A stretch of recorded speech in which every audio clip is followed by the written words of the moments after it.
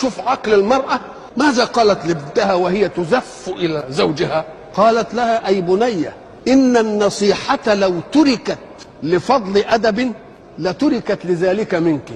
يعني أنت مؤدبة ما أنتش عايزة، ولكنها معونة للغافل وتذكرة للعاقل. إنك غدا ستذهبين إلى بيت لم تعرفيه وقرين لم تألفيه، فكوني له أمة يكن لك عبدا، واحفظي عني 10 خصال تكن لك ذخرا. أما الأولى والثانية فالمعاشرة له بالسمع والطاعة والرضا بالقناعة.